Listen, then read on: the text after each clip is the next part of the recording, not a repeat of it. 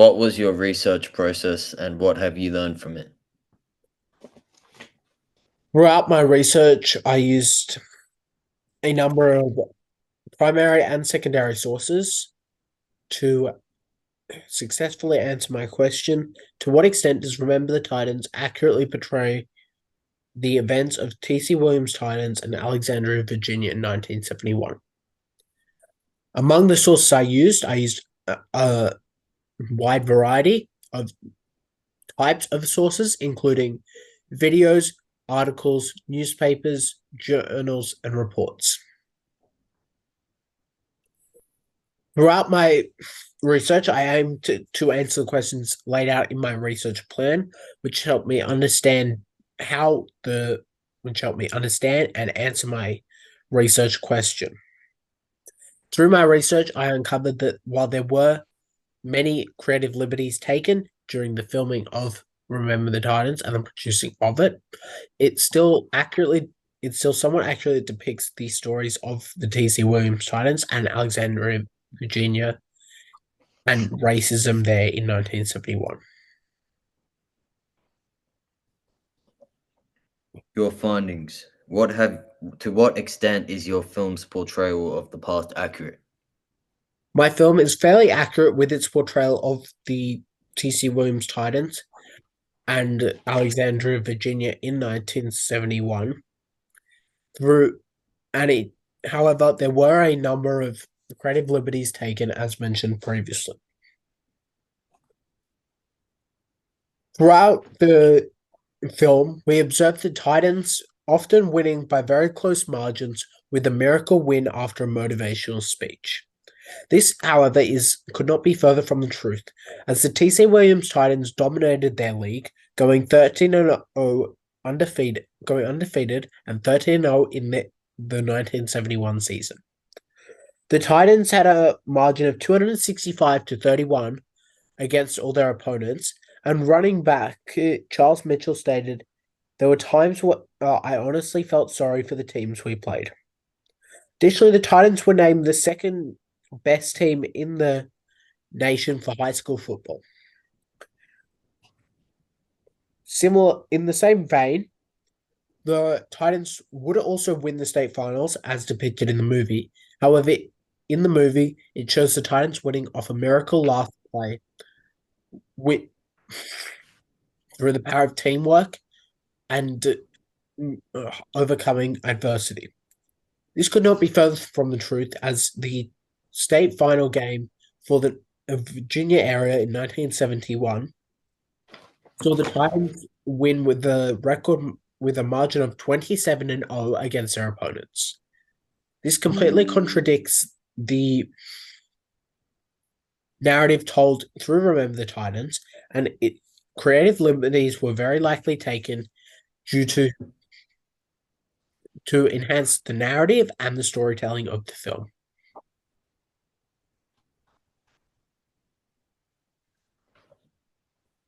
The historian Alex von Tunzelmann has said that regardless of their accuracy, films can stimulate public interest in the past, prompt questions, spark discussion and debate, and lead us to better understanding the world.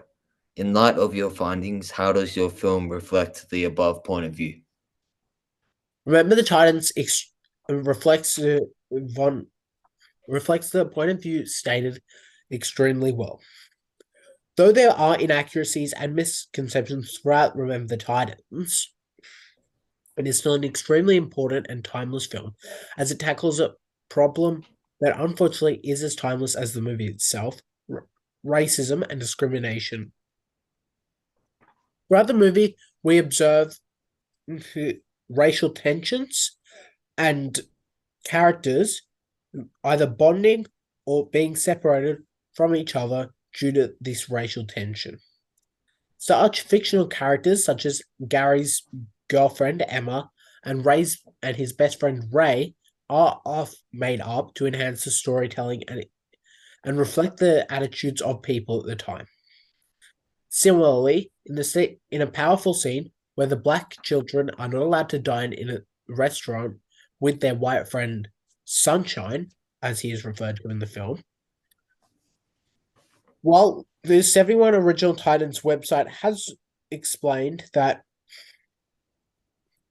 uh, the incident did not exactly happen, it was the attitudes at the time, and it is not and would not be mistaken to say that very much could have happened at the time.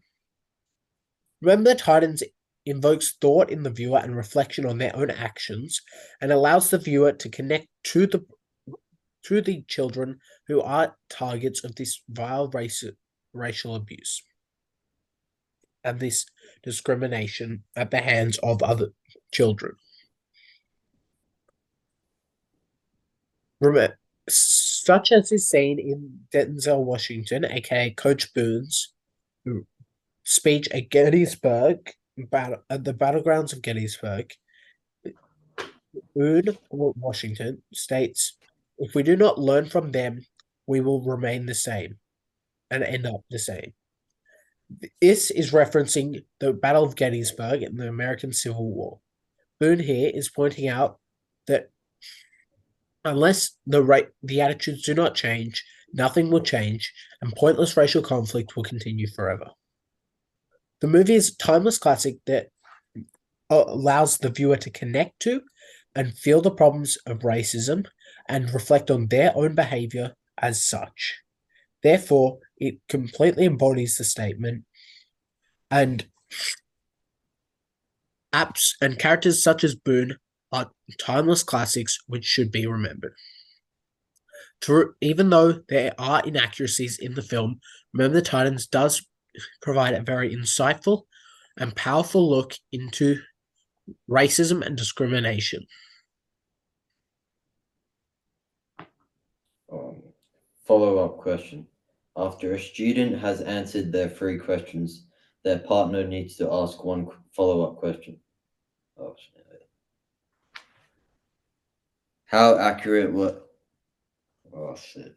How accurate were the character? Shall we restart? No. How accurate were the characters in this movie compared to real life? The characters in the movie, Remember the Titans, were often reflections of their true selves.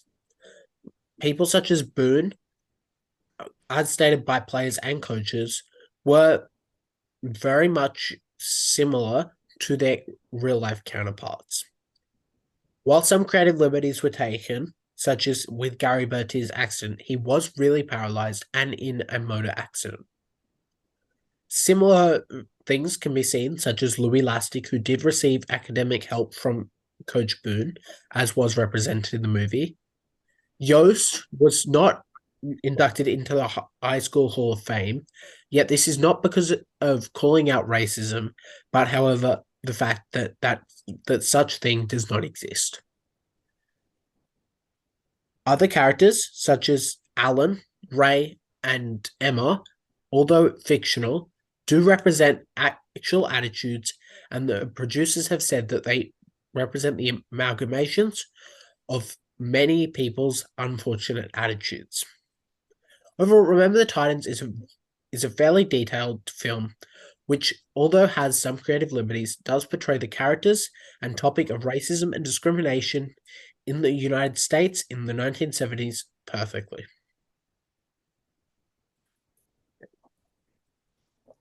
Okay. What was your research process and what have you learned from it? Um, I have studied Apollo 13 and the accuracies of the film compared to real life and how Apollo 13 was like in real life compared to the film. I have learnt about how accurately and inaccurately the film portrayed the past and about how these astronauts were able to make it to the moon by providing me the steps that they used and the process that was used. I have learnt about how these people were able to make it to the moon and what process they had to do to be able to achieve this.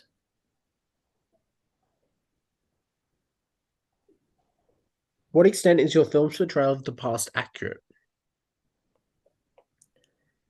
The film's portrayal of the past is accurate because it portrays the past by its highly accurate portrayal of the technical details, procedures, and key personalities that are involved in the movie.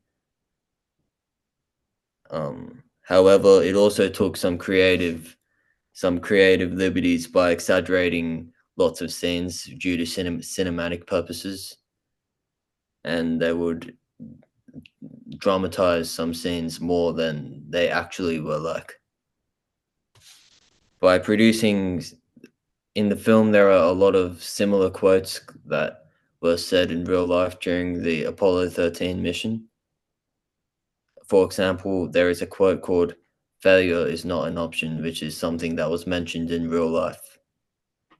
A scene near the end of the film where Mission Control is concerned about Odyssey's re-entry approach corridor because they didn't have the ballast the blast from moon rocks on board.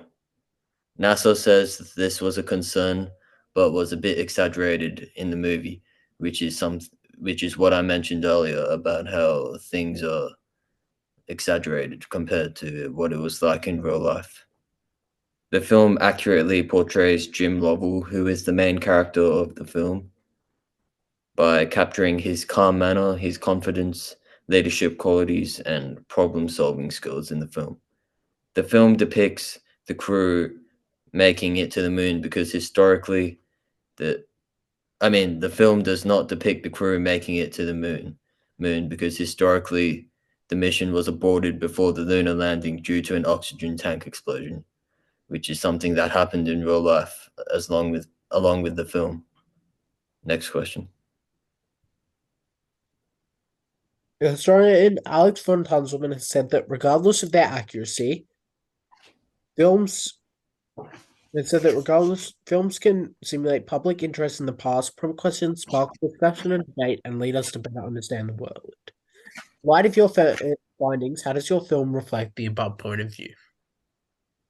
It provides interest in the past by showing us the story of making it to the moon, and this can provide interest in about what it would look it what it was like making it to the moon, and can provide interest on on what type of preparations you would need to be able to make it to the moon and how hard it is to be able to achieve the goal of making it to the moon.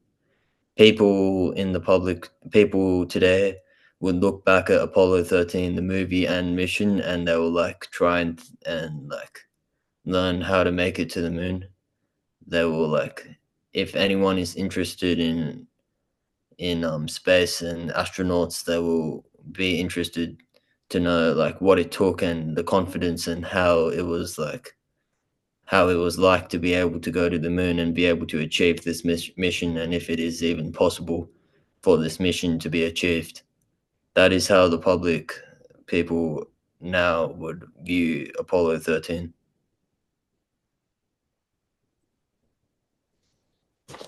To what extent does your film cover the process of forming the mission and the how the mission played out? Um, the film accurately portrayed the mission of Apollo 13 by portraying the same process that they used in real life.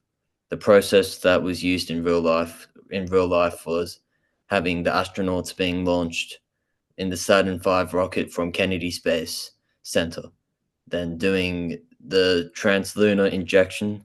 The film shows the crucial burn that propels the spacecraft from each orbit toward the moon, which was an essential step in order to make it to the moon. Then doing the lunar model extraction to coasting to the moon, which includes corrections.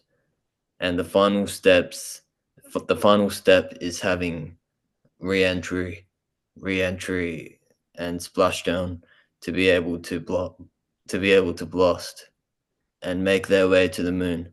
This is how they effectively portrayed the mission accurately, having the same pre-launch routine in order to make it to the moon. And yeah.